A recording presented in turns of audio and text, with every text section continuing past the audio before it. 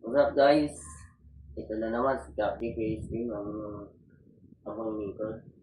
Nagbabalik. Ngayon papanoorin natin ngayon ang isang quick vlog na mula kay Williams Builders Construction. Isang tutorial print vlog about sa pagpipintura, about sa exterior and interior. So, dito sa kanyang videos na papanoorin natin is tungkol sa exterior. Kung paano pa ginagamit ang isang chemical na pang-exterior o kaibahan dun sa pang-interior na chemical. So, ngayon, papanoorin natin at kayo na ang bahalang mag-disclaimer kung ano ba talaga at ano yung ginagamit sa pang-exterior.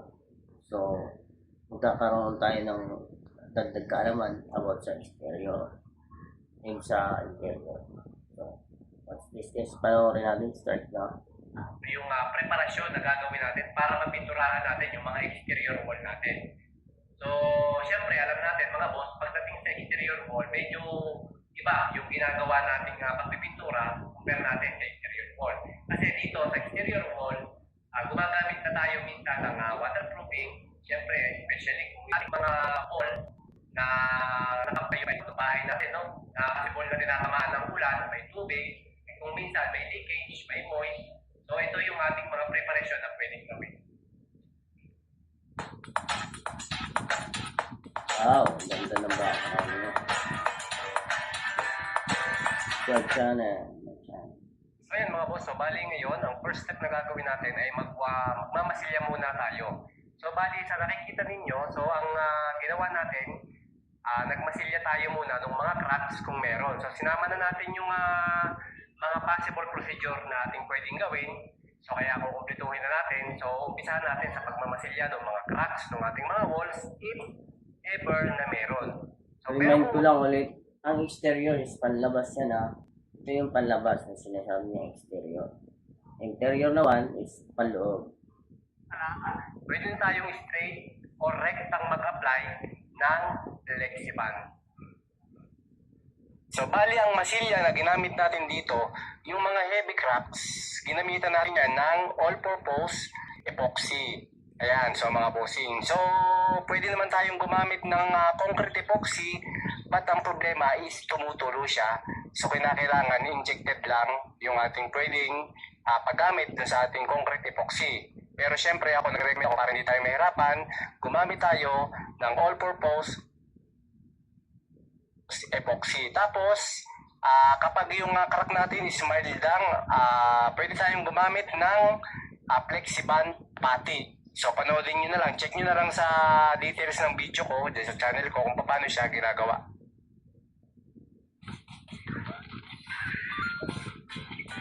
Ayun ba?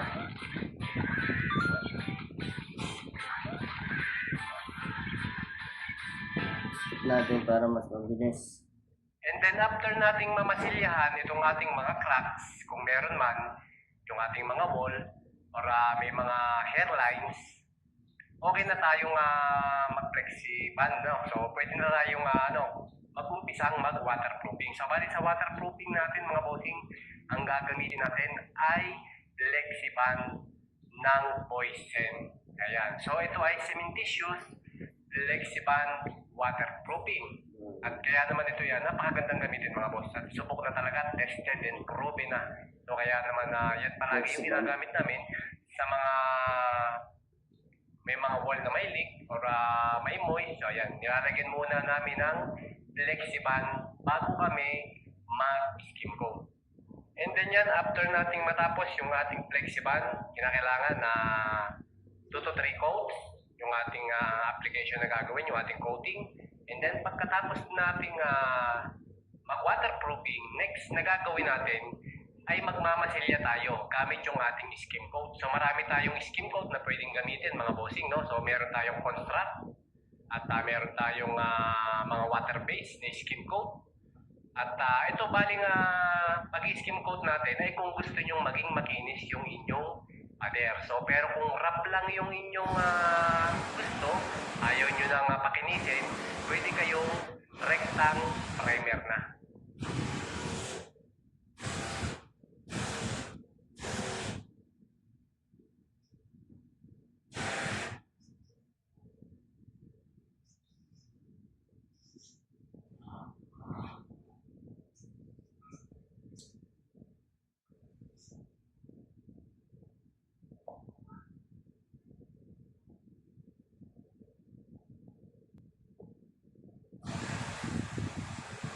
Then yan, after nating matapos yung ating skim coat, naliha na.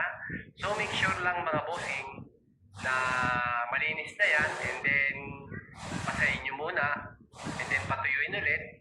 Pagkatapos yan, mag-start na tayong mag-apply ng ating primer. So ang gagamitin natin dito ay Acrytex ng Boysen. Kasi nasa exterior wall tayo, so nasa labas tayo ng bahay, so kailangan natin ng Acrytex primer. So yung mga interior naman or yung loob ng bahay, pwede na tayo gumamit ng mga flat latex. Pero kung ako tatanungin ninyo at may budget lang din naman ako, gagamit na rin ako ng Acrytex para mas matibay yung painting works natin.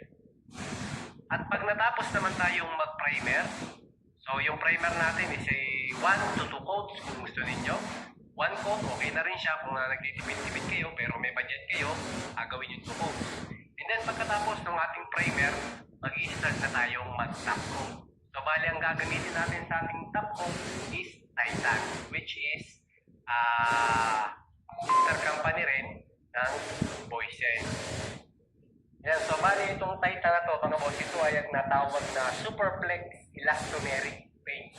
So ito yung kalimitang ginagamit namin pagdating sa mga exterior wall or yung pinubugbog ng tubig o mga nasa labas na bahay or mga exterior o labas ng pader. So bali ang kaya ginamit natin yung elastomeric ng Titan kasi alam nyo mga boss, nakakatulong din ito sa mga leak. So ito ay parang waterproofing na rin ng labas niya kasi elastomeric yan mga boss. Ang mga elastomeric kasi ay parang nagsisilbing waterproofing na rin, no?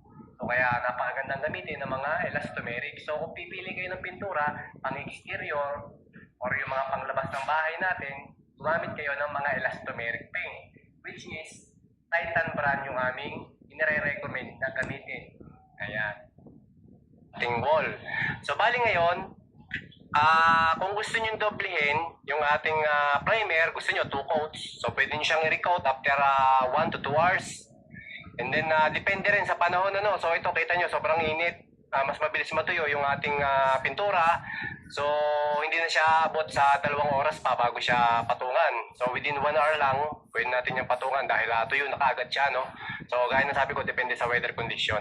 And then alam nyo, ito mga boss, ang ating Acrytex. Halimbawa, yung may gustong mag-finish, magpintura ng mga nakapuro or yung mga naka-smooth finish na walls. So ito kasi nga ginawa natin, wrap finish and then nag-skim coat tayo. So tapos may nauna pa tayong waterproofing, no? Basta sa mga outside walls, so yung palibot ng bahay, lalagyan ng waterproofing. And then pagdating naman sa mga smooth finish walls, ang gagawin na procedure natin, uunahin nyo munang applyan ng Acrytex. So magpa-primer muna kayo sa mga smooth walls, Acrytex. Pagkatapos, yung wall natin, so bago nyo muna siya applyan ng Acrytex, kailangan nyo muna siyang i-neutralize. So gagamitan nyo siya ng neutralizer lason. So para ma-neutralize nyo yung mga acid. So hindi maging acidic yung ating mga wall.